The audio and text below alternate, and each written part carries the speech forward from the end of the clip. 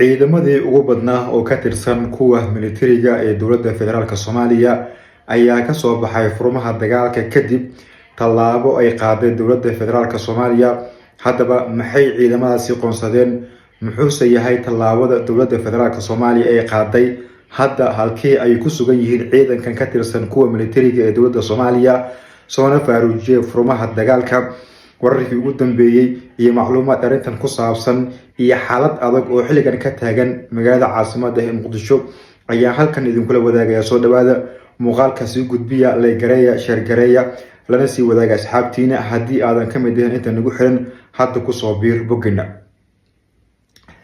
ciidamo tiro badan oo ka tirsan kuwa militariga ee dowladda federaalka Soomaaliya ayaa waxaa la soo warinayaa in ay ka soo baxeen furmaha dagaalka kadib tallaabo degdeg ah oo ay qaaday dowladda federaalk Soomaaliya. Waxaana la sheegay in ciidankan ay ka gadoosan yihiin tallaabadan ay qaaday dowladda federaalka. Haddaba ciidamadan waxaa la sheegay in ay ku dhinac yihiin mid ka mid ah maamulka degmo ka mid ah gobolka Banaadir, isla markaana ay qaadacsan yihiin tallaabo uu qaaday guddiga doorashada ee la yiraahdo inay yihiin kuwa u gogol xaaraya doorasho qof iyo cod ah oo dalka ka dhacda. Haddaba ciidamadan oo la sheegay inay ka soo baxeen furmaha dagaalka gobolka Shabeellaha Dhexe, Shabeellada Hoose iyo qeybo ka mid ah gobolka Galgaduud ee bartamaha Soomaaliya ayaa buux dhaafiya saacadihii lasoo dhaafay degmada Kaxda, kuwaas oo la tilmaamayo in ay ka gadoosan yihiin arrin lagu sheegay in maamulka degmada Kaxda arrimaha doorashooyinka iyo isdiiwaangelinta in ay ku dabafeelayaan maamulka degmada Dherkenley ee gobolka Banaadir, taas oo keentay in saacadihii lasoo dhaafay dibadbaxyo ay ka dhacaan, ciidamo badan ay ka soo baxaan furmaha dagaalka.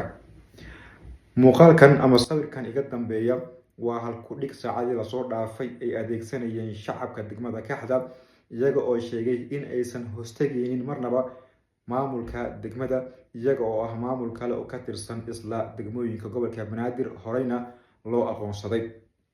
Dad badan ayaa su'aalo ka keenay arrintan oo ay ku jiraan siyaasiyiin, waxgarad iyo dadka falanqeeya arrimaha siyaasadda, iyaga oo ku tilmaamay wax lagu xumaado oo foolxumo ah in degmo maamul leh, ciidan leh, in degmo kale ay u hoos tagto ama u hoos fadhiisato arrimaha diiwaangelinta dadka codkooda raba in ay dhiibtaan.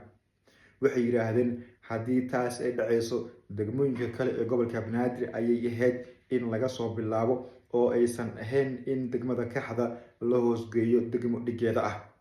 Ciidankan iyo saraakiishooda oo gadoosan ayaa marka ay maqleen arrintan waxa ay bilaabeen in degmada ay soo buux dhaafiyaan kana soo baxaan furmaha dagaalka. Lama oga sida ay dowladda Soomaaliya uga jawaabi doonto arrintan isqabqabsiga abuurtay, xiisadda abuurtay, keentayna in ciidamo badan ay ka soo baxaan furmaha ama jiidaha hore ee dagaalka, iyaga oo ka gadoosan waxa lagu sameeyay maamulkooda degmada Kaxda ee gobolka Banaadir. Haddaba adiga ka ahaan sidee ayaad u aragtaa tallaabadan?